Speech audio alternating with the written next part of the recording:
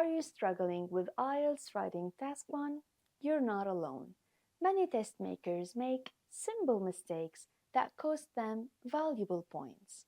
But don't worry, today I'm going to give you a step-by-step formula that will help you to write a perfect report every time. By the end of this video, you will know exactly how to structure your answer, use the right vocabulary, and avoid common mistakes to maximize your score.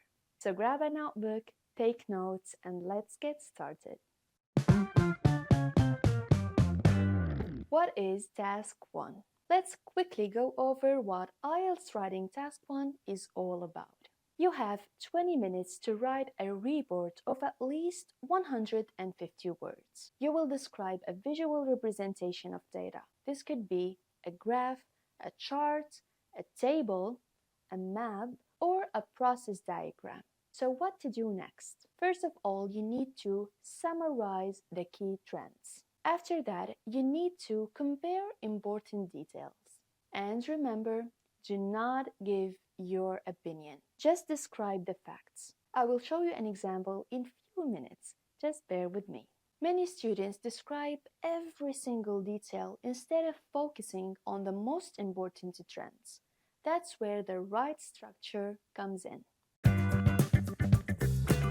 To write a high-scoring answer, always follow this 4-paragraph structure.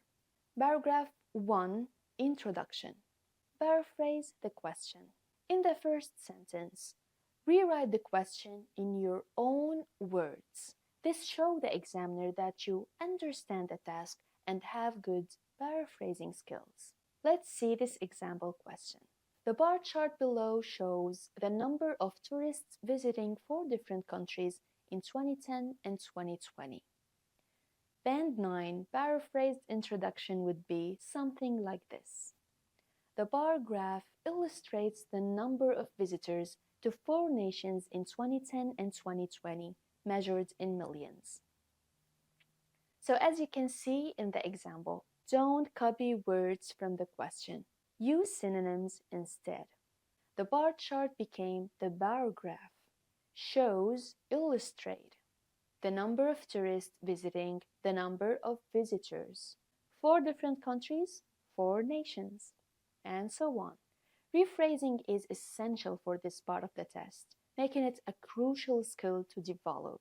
I will be sharing more videos to help you practice, and we will also discuss the key skills you need to achieve a high score on the IELTS exam. Let's move on. Paragraph 2. Overview. Most important trends. This is the most important part of your answer. The examiner looks for this first, so never skip it. What should you include? You should include biggest increase and decrease, highest and lowest values, general trends like overall increase or decrease. Example overview. Overall, the number of tourists increased significantly in all 4 countries, with France attracting the highest number of visitors. Meanwhile, Japan saw the most dramatic growth over the period. Do not include numbers in the overview. Just describe the trends and use linking phrases like overall, in general, and it is clear that. Finally, paragraphs 3 and 4, detailed comparisons. Now it's time to give specific numbers and make comparisons. But you need to know exactly how to structure your details. Group similar trends together. For example, countries with increasing numbers versus decreasing ones. Use comparative phrases like twice as many as, a significant rise, a sharp decline. Let's see an example of a detailed paragraph. In 2010, France had the highest number of tourists, with approximately 50 million visitors. This figure increased slightly to around 50 million in 2020. Meanwhile, the USA also experienced a rise from 40 million to 45 million over the same period. In contrast, Japan saw a dramatic increase in tourism, growing from just 10 million visitors in 2010 to nearly 35 million in 2020, more than triple the original number. Meanwhile, Australia experienced a modest rise from 15 million to 20 million. As I have seen in the example before, you need to compare values instead of listing them and use words like whereas, while, compared to, in contrast. And before we finish this video together, please avoid these common mistakes. Don't describe every single number. Examiners only care about the key trends. Don't give your opinion, just describe the data. Don't forget the overview. Without it, your score will drop. Part 4. Practice with me. Now it's your turn. Write a sample answer in the comments below and I will review some of them in my next video.